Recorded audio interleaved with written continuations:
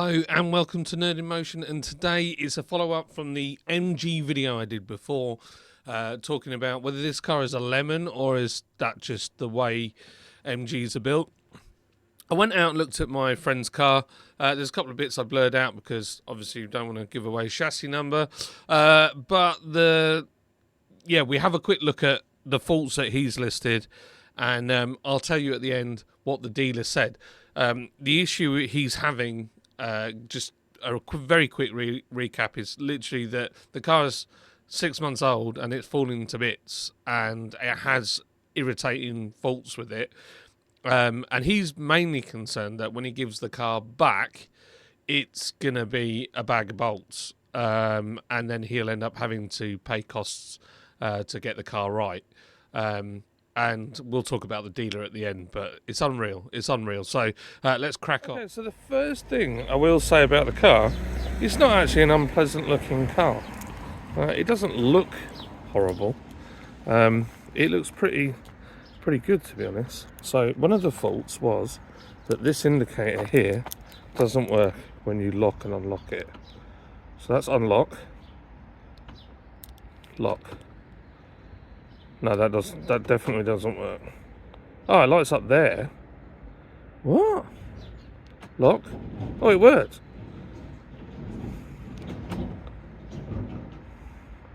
Right, I'm confused now. You saw that, people?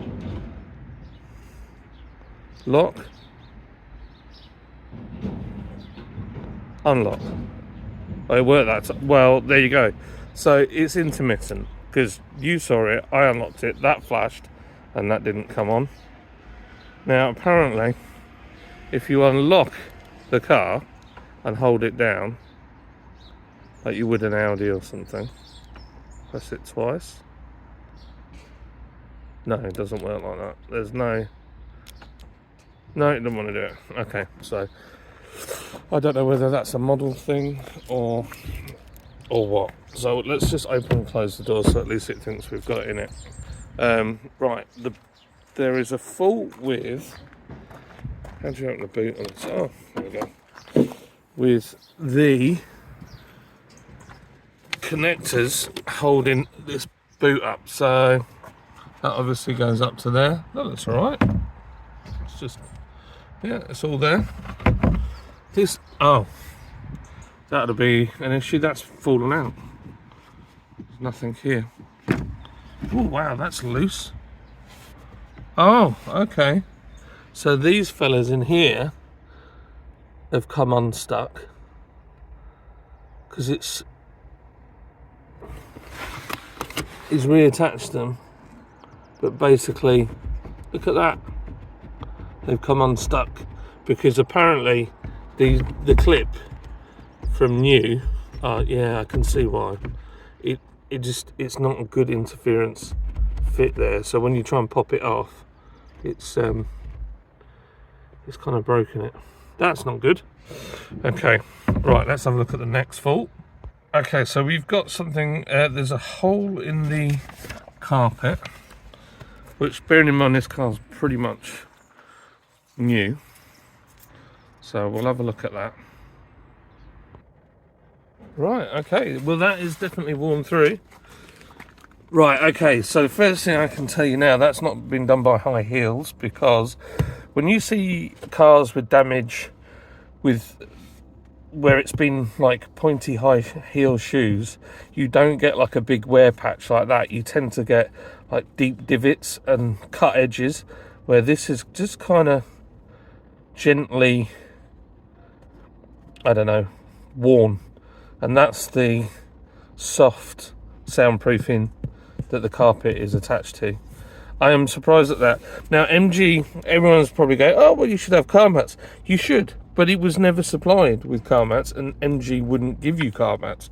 But you would expect a carpet in a car to last a little bit longer than 6 months. Just saying. So, yeah, that's not great. Not impressed with that. I've accidentally let the seat down. Oh, ever the professional. Hang on.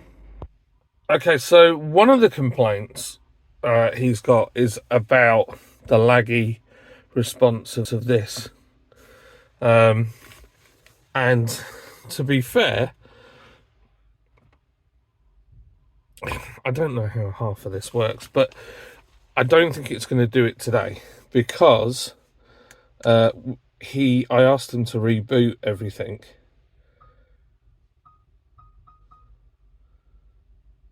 Right, okay, I don't know whether that seemed to take a while. Is that how you put the heated seat on? No? I don't know. Am I doing user error? Let's go down or up temperature. What am I doing wrong? Ah, there we go. That'll be why. I haven't turned the damn thing on. Right, okay. Okay, so...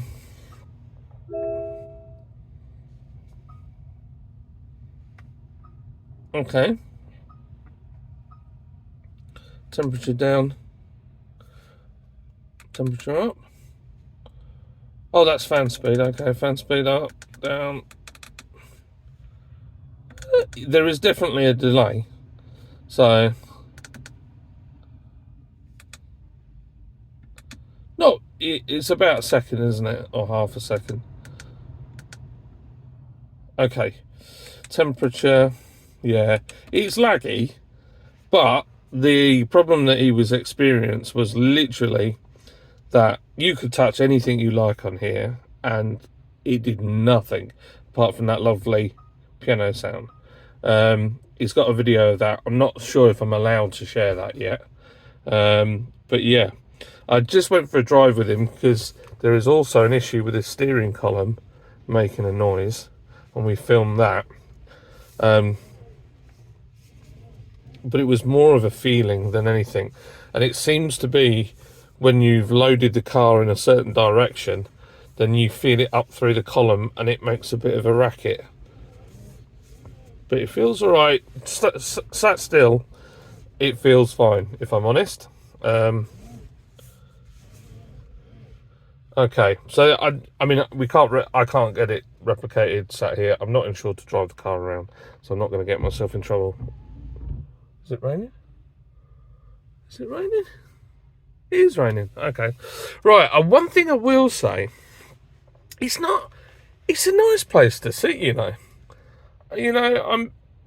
I'm surprisingly sort of. This is the first time I've been in this car, and I was expecting it to be pretty bad, but actually, it's nice. The steering wheel looks nice. It feels good.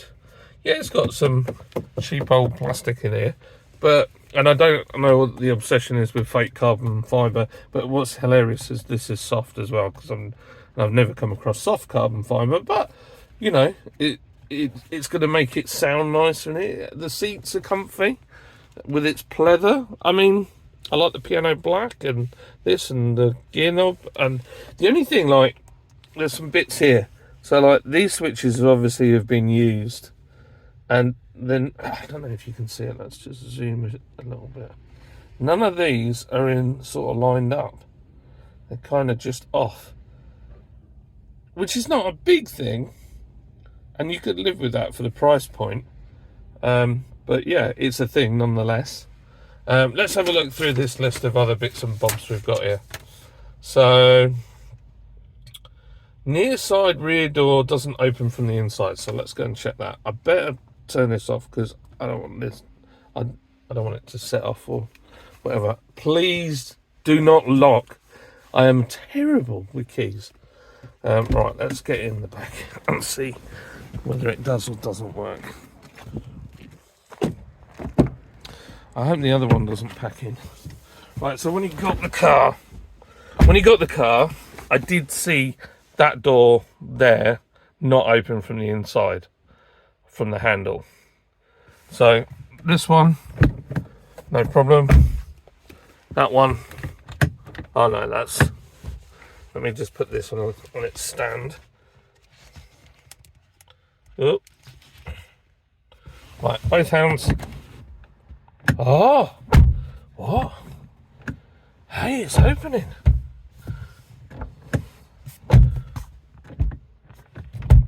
Right, okay. I am completely bewildered. Is that was not working? It's a self-healing MG. How weird is that? Right, let's lock it. That's definitely locked. Let's unlock it.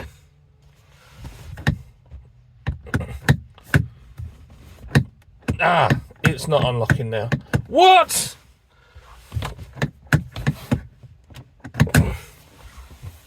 This one unlocks. That is so weird. What would make that do that? What if I keep clicking unlock? Can I hear the... Yeah, I can hear the actuator in the door. Oh, what? What the heck? Wow, okay, so lock the car. It's locked. And this is locked. Unlock the car. I'll show you this door. Open. This door. Nothing. Press the unlock button. No. I heard something then. No. What on earth? Oh. What? I'm confused. Okay, so something's not right there.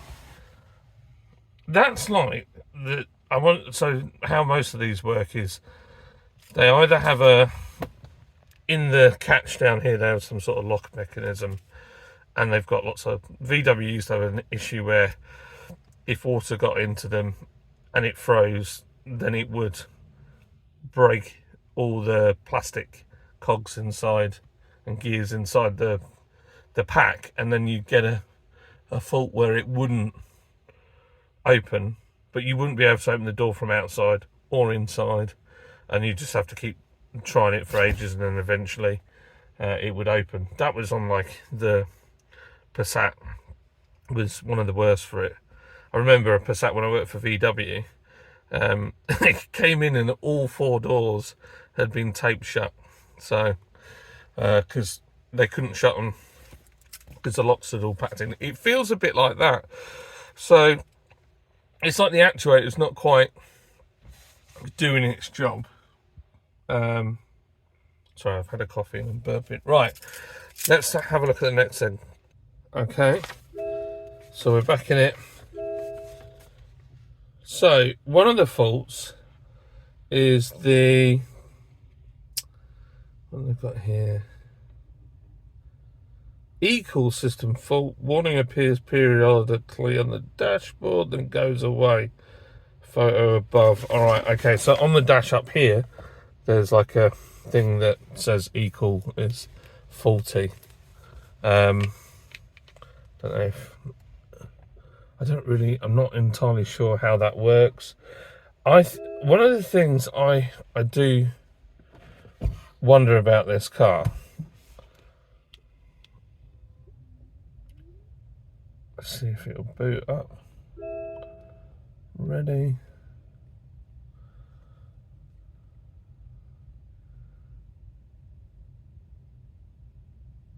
No, nothing came up. Funny, when I fired it up the first time, something did come up there, yellow, and had a phone on it. So I wonder if that's to do with it, but that it was booting up. So I don't know. But it did that, and this had taken a lot longer to fire up. So I wonder if it's something to do.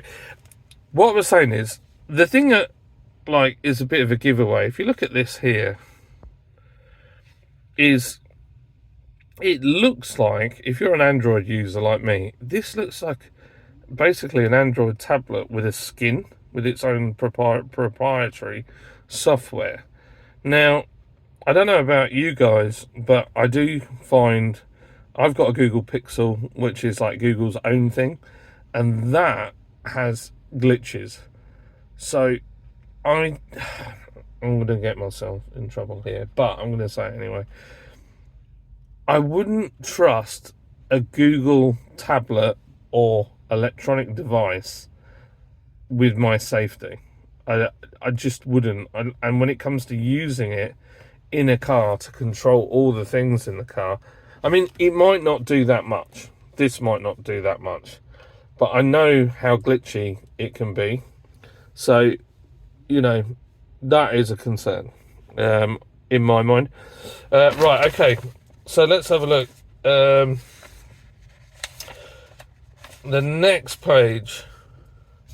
Oh, it's only a little bit on this one. Oh, right, okay. We're talking about the tablet thing in the middle again.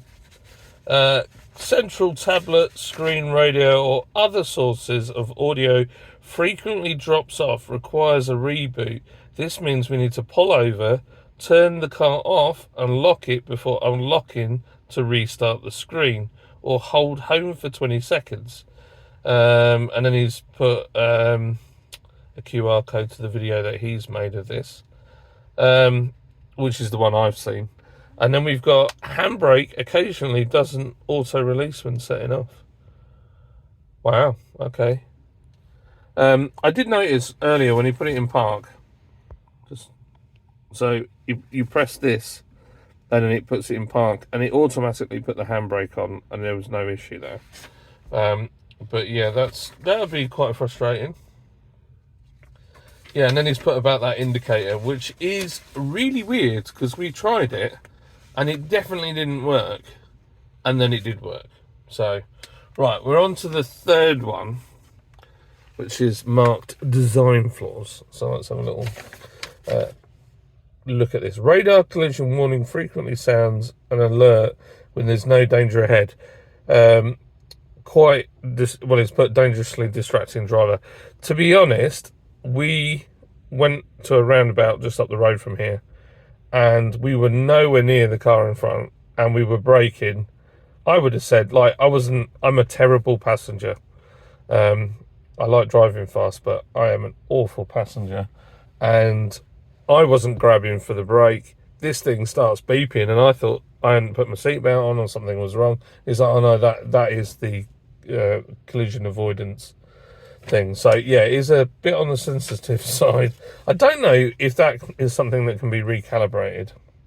So then he's put about the rear seats when they're folded down, and there's some weight in the boot. The seatbelt alarm constantly sounds as it thinks there's a passenger. That's another thing. I think that's probably just a design issue where they haven't got a sensor that tells it that the seats are down and disconnects the pads that are in the bottom of the seat. So that's just like not a massive thing, but irritating nonetheless. This doesn't auto dim when it's dark either. For some reason it doesn't auto dim. The dash does, but not this. So apparently it's like super irritating because it's really it's quite bright. I mean, look at it now. Admittedly, we're on a horrible day, but you can see it clearly. It looks nice, I will say. It's quite simple looking. So then we've got tyre pressure sensors send constant warnings when only 0.1 of a bar or lower differential between one tyre and others. So you do get this, but me and Lids have got a Tiguan, an old 58 plate Tiguan that just refuses to die. That has tyre pressure monitoring, and we've had it a good few years now, and I think we've had to do the tyre, reset it, I think twice. So the fact that he's had to keep doing this after 6 months, it is bumpy around here, but I wouldn't expect. Yeah, I'm surprised it's so sensitive. I haven't had a car this modern. I've only had vans that are fairly new, so I can't compare it to anything else other than my old 58 plate. But the reason why they have these monitors is all to do with when Ford brought out the Explorer and it kept exploding tyres and killing people back in the day. Well, it was Firestone, wasn't it? That was the issue. Okay, so what else do we have? He talks about the unresponsiveness of this and how sort of slow it is, and I would agree with that. You know, There we go. It's not too bad, but I can imagine, you know, if you're dialed in and you're driving, then you're second guessing whether it's done it or not. You've got to look down because there's a chance it might not have done it. It's like having that faith in the car. That's what I'm on about, the whole Android thing. Then it's talking about you can't. Oh, Bluetooth often doesn't automatically connect to driver's phone. Yeah, it takes driver's attention away from the road at the point of realization when a call comes in. Yeah, I get that. They do that, but in fairness, it could also be when your phone hasn't had a reboot in a while. So I know that even with this Pixel that I'm using now, occasionally it doesn't want to sync with my van stereo for some reason. Just won't do it. Restart the phone and then it'll work. But you know, my van's now a good few years old. You'd hope to think things have changed. No way to set HVAC schedule either in the car or via the app. I'm guessing that they might have made that just a dealer thing. Electric windows, double click works to open all 4 windows, but only to close the drivers. Well, we can even get it to work, so I have no idea what that's about. Radio doesn't turn off when the ignition is off. Either you have to get out the car and lock the car to mute the radio, in which case it needs to be restarted on the next journey, often without remembering its previous station. See, that goes back to Android again. That's a typical sort of Android-y thing. Buggy software. I'd love to know what version. There's probably a way that we can press something on these buttons and get into the basic background software. You know, like when you do a hard reset on your phone. I mean, it'd be interesting to have a look at. And yeah, just a really minor thing on the design side. There's no way of reordering your presets. So this, I mean, that is like properly. It's typical of my mate. He likes things just so, where I'm just like, I'll just get on with it. I have no idea how to get to the radio settings. I'm guessing maybe in here. Press that. No. FM. See, that's in. Look, that's like it's never been set. It's just how weird. No, don't copyright strike me. Where are the presets? Give me a clue, somebody. Not that. 2 hours later.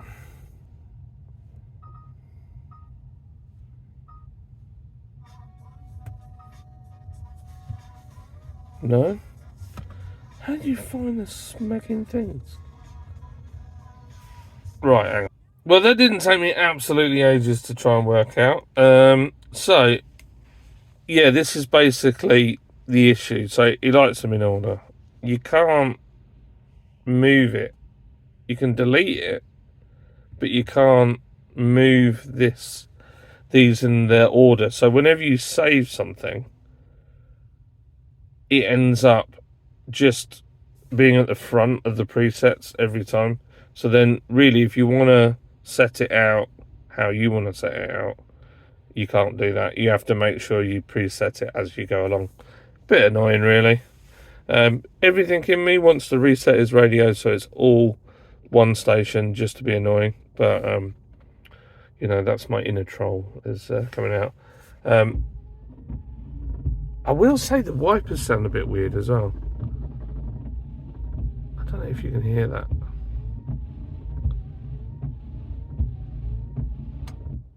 I mean, it's not bad, but they sound very graunchy. That might be just how they are. But overall, I will say it's not a bad place to sit. It's not a bad looking car. And for the money, you can't knock it. But leasing this thing, well, that's a different thing.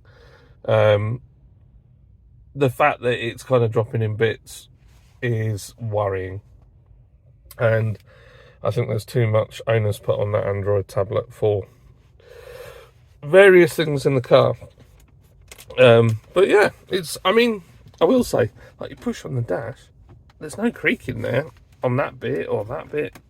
A little bit on that down here, a little bit, but I mean, I don't know if you've got in a Mercedes E-Class from the previous generation. They creak like crazy inside, so like it feels pretty screwed together well. But and I mean, there's so many things that look like VW in here. It's crazy, but yeah, I can see why people like these. There's no doubt. So yeah, well, let's see what the dealer says. So I'll put that in the video now. Okay, so cracked a can of Pepsi because, to be honest, you're going to need a refreshment after hearing this. So, when he booked it in with the dealer, he rang and got like a booking line for, obviously the dealer has more than one outlet, and they tried to line him up that if the technicians didn't find the fault under warranty, that he would have to pay a diagnostic charge, which he didn't agree to. He said, no, that doesn't seem right. They said, well, that's just the way it is. And he said, well, I still need the warranty work doing.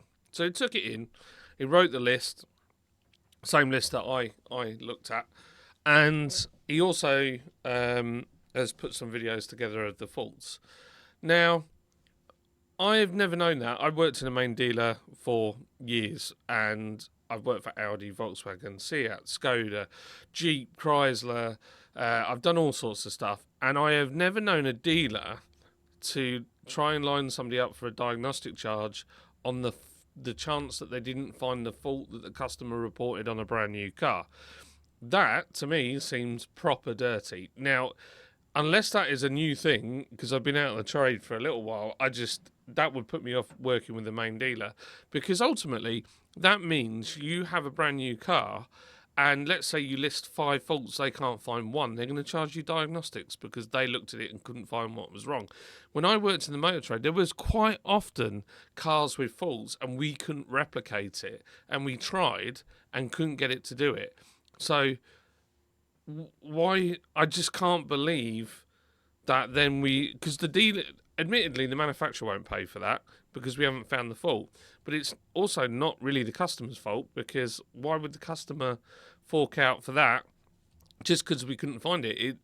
It's obviously an issue that they're having, and it's not often a customer really complains about something that isn't there. There normally is something, or it could be something that the customer is educating on the product. There's all kinds of things like that. I mean, one of the things that we used to have with Jeeps was that when people went on full lock, the front wheels would judder a little bit, and they thought that something was wrong, but it was just that the diffs would wind up over time, and there is a viscous coupling in the transfer case, and I'm going on a tangent, but basically it meant that the wheels would judder on pavement. So it can be that, but as a dealer, I just think that's proper dirty. Anyway, I told my mate, I was like, do not flipping pay any diagnostics. Your car is in warranty. It's a joke. And it's also a lease car. So no one should be paying diagnostics. Basically, the dealer did nothing, really. They couldn't find the steering fault. I've since, but in fact, we went to buy another car this weekend, and I heard it once do it, so it definitely does do it. The collision avoidance thingy, whatever it is, constantly beeping. It even beeped a car that was parked in someone's driveway as we went round a bend. It's completely oversensitive. It's going off all the time. They never fixed that. They said that they'd done a software update and that was going to sort out the indicator and the sensitivity of this warning system. The indicator has not been fixed. That doesn't work. They replaced the rear door lock. That catch was faulty, and yeah, so basically, out of all the and the carpet, apparently that's classed as damaged. The fact that it wore out, and my friend tells me that it actually had worn through within 3 months of owning the car. So, I mean, I find that the level of the quality of that carpet is obviously very low. It turns out that the lease company was supposed to supply the car with mats, and they sent him on a bit of a wild goose chase when he first got the car. But the lease company since then has said that they will make sure the mats are sent out to him to put in the car. So, and they've been very fair, the lease company, in saying, well, you can't. So, my friend wants to reject the car. He doesn't want the car because he has no faith in it, and the fact that he's paying for it and he's got to put up with it for the next few months, next few years is not his idea of fun. But the lease company, because he's done it through his business, there's no protection like that. Now, if you're on a personal lease, then you might be able to reject the car. Well, you could reject the car because you're effectively in a finance agreement, and you could argue, well, the car's not doing what it's supposed to do. I'm paying for this on credit, so it falls under all sorts of financial regulations. So the dealer just fobbed them off. The lease company have agreed that the carpet and the parcel shelf falling apart and things like that are not going to be things that he has to pay for at the end of the lease. Now, whether they have a change of staff in a few years and they forget all about that is another story. But we've documented it here, and he's documented it, and supposedly the lease company has documented it as well. But overall, not a great car from the point of view of quality. And yeah, there is a big question mark about some of these cars coming over from China. And I'm going to be doing a bit of a news video very shortly, and maybe we do it live and we can talk about some of what's going on with these BYD cars that are coming over from China that like to spontaneously combust, and the fact that when you go looking for a lot of these articles, they have been completely removed. And in fact, I clicked on one today and it said this, you cannot view this due to legal reasons. So yeah, I have my concerns about these cars coming over from China at the moment. What are your thoughts? What do you think? Have you had problems with your Chinese car or your MG or whatever? Have you had any issues with your EV? Have you had any issues with your hybrid or your petrol or your diesel cars? I want to know. I know that all cars catch fire and they all have issues, but obviously all this hybrid stuff and electric is all new tech, and yeah, we need to know what's going on. So yeah, please get in contact with me on my Instagram, Nerd in Motion. Drop me a DM and I will endeavour to answer you. And if it's interesting enough or makes up a group of things, then I will obviously make a video out of it. So yeah, I hope you enjoyed the video. Please like and subscribe. I hope this wasn't too long. Please put your thoughts in the comments, whether you like it or not like it, or something I should have done or not done. I'm new to doing the car thing, so yeah, constructive criticism is welcome. All the best. Have a great week. You make me sing, yeah.